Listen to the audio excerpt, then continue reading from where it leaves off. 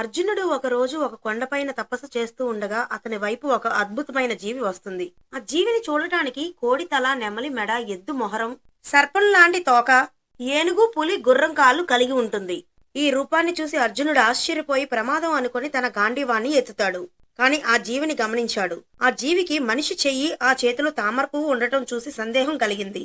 అప్పుడు అర్జునుడు ఆలోచిస్తాడు. అసురుడు తామర పువ్వు పట్టడు, ఇది దైవిక రూపమే కావాలి అని వెంటనే విల్లు వదిలి ఒక్కసారిగా నమస్కరిస్తాడు. ఇక్కడ మీరు చూస్తున్న ఈ జీవి పేరు నవగుంజర. నవగుంజర రూపం ఒక్కసారిగా శ్రీకృష్ణుడి రూపంలోకి మారుతుంది. అప్పుడు శ్రీకృష్ణుడు చిరునవ్వు నవ్వి, రూపం విచిత్రంగా ఉన్న నిజమైన భక్తి దైవాన్ని గుర్తిస్తుంది అని చెప్తాడు. నవగుంజర అంటే 9 జంతువుల భాగాలతో కూడిన ఒక జీవి. ఈ జీవిని మనం పూరీ జగన్నాథ స్వామి వారి ఆలయంలో చూడవచ్చు. అర్జునుడు నవగుంజరాన్ని ప్రార్థిస్తున్నట్టుగా ఒక శిల్పం ఉంటుంది. అలాగే జగన్నాథ ఆలయం పై భాగంలో ఉన్న నీలచక్రం దగ్గర కూడా 8 నవగుంజరాలు చెక్కబడి ఉన్నాయి.